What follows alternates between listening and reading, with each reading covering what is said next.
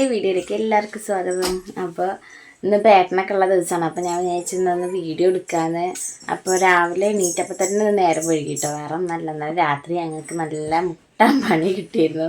വേറെ ഒന്നല്ല, നമ്മുടെ ചെറിയ ആൾക്ക് വയറ്റിന്ന് പോകുന്നുണ്ടായിരുന്നില്ല കേട്ടോ. അപ്പോൾ പാവം തോന്നിയിട്ട് എന്താ വെച്ചാൽ 2-3 ദിവസമായി അവന് ഇങ്ങനെയാണ്. ഇപ്പോൾ കുറച്ചായിട്ട് വയറ് ഭയങ്കര ബുദ്ധിമുട്ടാണ്. അപ്പോൾ നമ്മൾ 2-3 വട്ടം ഇപ്പോൾ ഡോക്ടറെ കാണിച്ചിട്ടൊന്നും ശരിയാവുണ്ടായിരുന്നില്ല.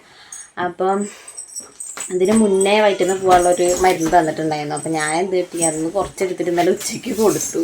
ലേശേ കൊടുത്തുള്ളൂ. പക്ഷേ രാത്രി കിടന്ന് കുറച്ച് കഴിഞ്ഞപ്പോഴേക്കും അവന് നല്ല പോലെ വയറ്റിന്ന് പോകാൻ തുടങ്ങി. അപ്പോൾ പിന്നെയുള്ള ബെഡ്ഷീറ്റ് മൊത്തം 2-3 ട്രിപ്പായിട്ട് അവന് നല്ല പോലെ വയറ്റിന്ന് പോയിട്ടോ. അപ്പം അതൊക്കെ കൂടി അലക്കാനും കാര്യങ്ങളൊക്കെ ഉണ്ടായിരുന്നു. പിന്നെ രാവിലെ എണീറ്റതൊന്നും അതിന് പോയി. എന്താ വെച്ചാൽ ഒരു 9 മണിയൊക്കെ ആയി കഴിഞ്ഞാൽ ഇവിടെ വെയിൽ സഹിക്കാൻ വയ്യ കേട്ടോ. അതുകൊണ്ട് നമ്മളെ 2 ആൾക്കാർ എൻ്റെ ഒപ്പം റൂമിൽ കയറി കൂടിയിട്ടുണ്ട്. എപ്പോഴാണ് ആർക്കാണ് കിട്ടുകയെന്ന് പറയാൻ പറ്റില്ല. അപ്പോൾ രാവിലെ അതായിരുന്നു പണി. അപ്പോൾ അത് കഴിഞ്ഞിട്ടാണ് ഇപ്പോൾ വീഡിയോ എടുക്കാൻ വന്നത്. അപ്പോൾ 2 വീട്ടന്മാരും കൂടി എൻ്റെ കൂടെ കൂടിയിട്ടുണ്ട് കേട്ടോ. ഇപ്പം എന്തൊക്കെ ഉണ്ടാവുക പറയാൻ പറ്റില്ല. ഇനിയിപ്പോൾ മറ്റാളും കൂടി എണീറ്റാൽ പിന്നെ തീരുമാനമായി. എൻ്റെ ചൂടിൻ്റെ കാര്യത്തിൽ ഒരു വിട്ടുവീഴ്ചയില്ല കേട്ടോ. അപ്പോൾ എന്താ വെച്ചാൽ അത്ര സഹിക്കാൻ പറ്റാത്തൊരു ചൂട്. രാവിലെ തന്നെ നമ്മുടെ എല്ലാ കാര്യങ്ങളും കഴിക്കണം. അല്ലെങ്കിൽ സത്യം പറഞ്ഞാൽ അടുക്കളയിലൊന്നും തീരെ നിൽക്കാൻ വയ്യ കേട്ടോ. ഷീറ്റും കാര്യങ്ങളൊക്കെ ആയതുകൊണ്ട് എങ്ങനെയാണ് പുറത്ത് പണിയെടുക്കണവരെന്ന് ഞാൻ വിചാരിക്കുകയാണ്. ഇവിടെ തന്നെ നമുക്കൊന്നിനും സത്യം പറഞ്ഞാൽ പറ്റണില്ല. അതിൻ്റെ ഇടയിൽ ഇവരെ എടുത്തുകൊണ്ട് നടക്കലോ കൂടി ആകുമ്പോൾ സത്യം നമുക്കേ ഒരു ബുദ്ധിമുട്ടാണ്.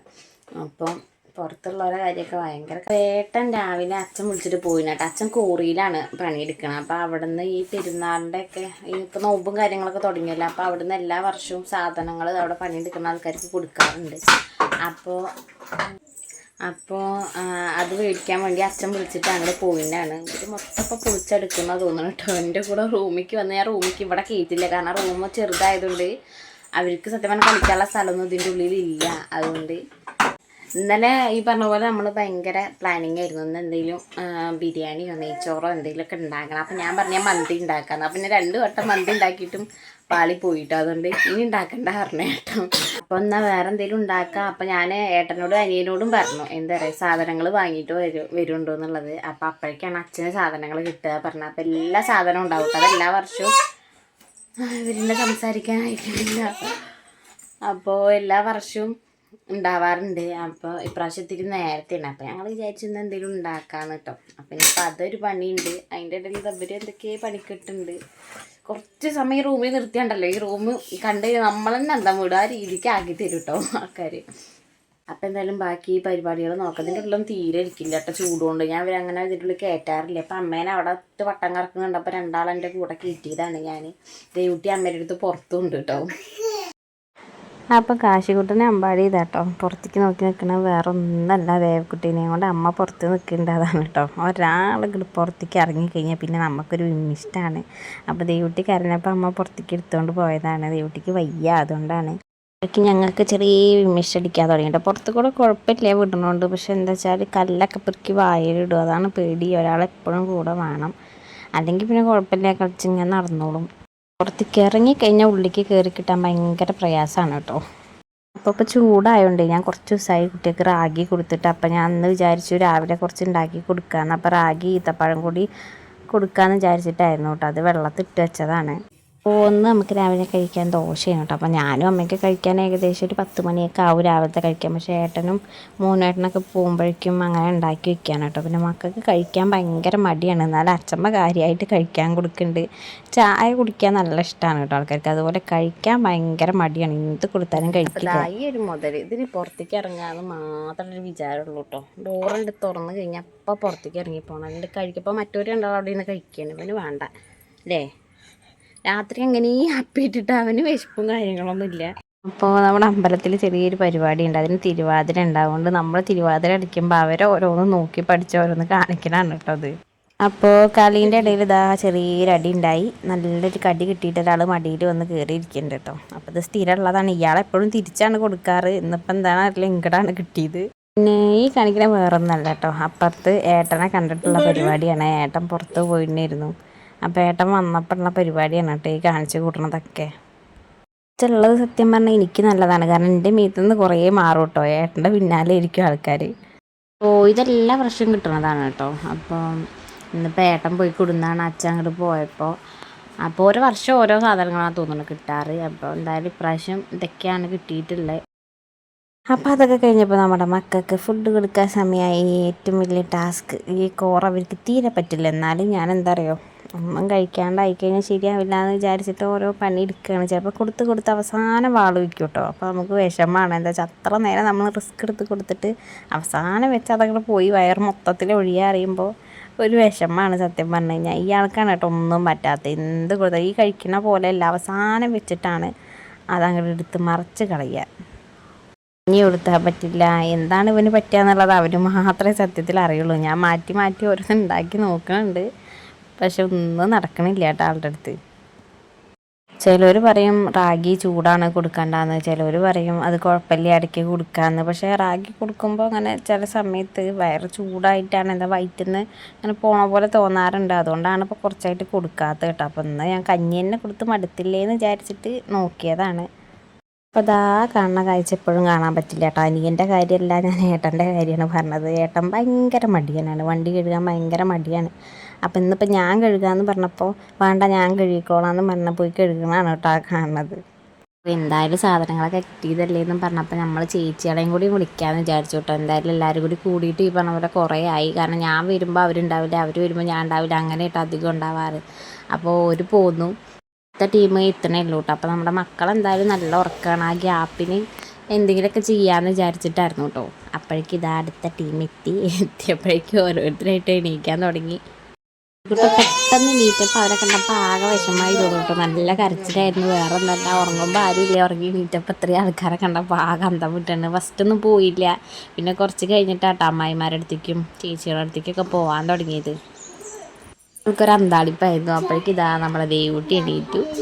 അങ്ങനെ പിന്നെ ഇതാ അവരെല്ലാവരും കൂടി നല്ല കളിയും കാര്യങ്ങളൊക്കെയാണ്. നമ്മൾ അടുക്കളയിൽ വരുന്നു. പിന്നെ വെയിലിൻ്റെ കാര്യം ഞാൻ പറഞ്ഞല്ലോ, വെയിലായി കഴിഞ്ഞാൽ അടുക്കളയിൽ നിൽക്കാൻ നല്ല പ്രയാസമാണ്. അതുകൊണ്ട് എല്ലാവരും സഹായിക്കാൻ വരാനായിട്ട് പറഞ്ഞു കേട്ടോ. അപ്പോൾ എല്ലാവരും ഉണ്ടായിരുന്നു. അതൊക്കെ ഇറങ്ങിക്കഴിഞ്ഞാൽ അങ്ങനെ ഹൈ വോൾട്ടേജിലാട്ടോ കത്തിയും കൊണ്ട് നിൽക്കണത്. അതുപോലെ ഇടയ്ക്ക് വീട്ടിൽ ഇതുപോലെ ഉണ്ടാക്കും, പക്ഷെ കുറച്ചല്ലേ വെക്കുള്ളൂ. നമ്മൾ ആകെ 4-5 പേരല്ലേ ഉള്ളൂ. അപ്പോൾ എല്ലാവരും കൂടി ഉള്ളപ്പോൾ എന്തായാലും അത് പറ്റില്ലല്ലോ. പിന്നെ ബിരിയാണി ആണെങ്കിൽ ചേച്ചി ഉണ്ടാക്കും, നെയ്ച്ചോറാണെങ്കിൽ എന്നോട് വെച്ചോളാനും പറഞ്ഞു. പറഞ്ഞാൽ ഞങ്ങൾ മാത്രമാകുമ്പോൾ ഞങ്ങൾക്ക് മടിയാട്ടോ എന്തെങ്കിലും ഉണ്ടാക്കാനായിട്ട്, കാരണം കുട്ടികളെയും കൊണ്ട് നടക്കില്ല. പക്ഷെ എല്ലാവരും കൂടി ഉള്ളപ്പോൾ അതൊരു രസമാണ്.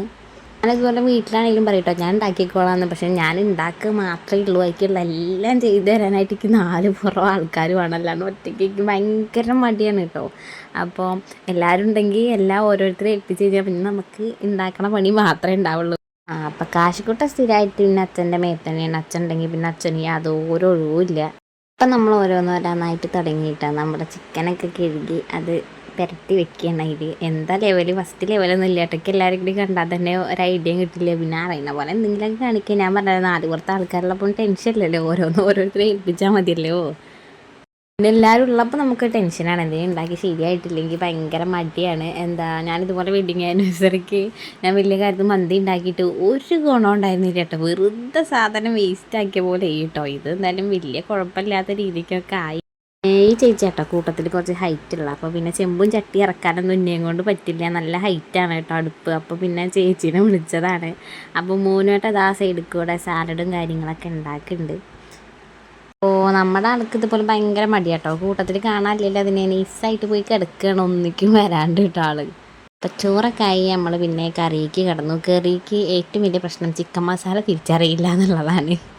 വേറെ ഒന്നുമല്ല, എപ്പോഴും ചിക്കൻ മസാല സാമ്പാർ കൂടി മാറാറുണ്ട് കേട്ടോ. അപ്പോൾ ഞാനും ചേച്ചി ഇതാണ് വലിയ പെങ്ങളും ഞാനൊക്കെ ഏകദേശം ഒരേ ഹൈറ്റ് ആയതുകൊണ്ട് ഭയങ്കര ഹൈറ്റാണ്. അതുകൊണ്ട് എത്തിപ്പാടിയിട്ട് വേണം ഓരോന്ന് ചെയ്യാനായിട്ട്. പക്ഷെ ഞങ്ങൾക്ക് ഒരു മുട്ടൻ പണി കിട്ടി. ചെറിയ പാത്രത്തിൽ കുറേ ചിക്കൻ കൊണ്ടുപോയി ഇട്ടിട്ട് ആകെ അടിയിലൊക്കെ പിടിച്ചു കിട്ടും. അവസാനം ഞങ്ങൾ ചെമ്പും ചട്ടിയൊക്കെ മാറ്റി വെച്ച് പണിയെടുക്കാൻ തുടങ്ങി.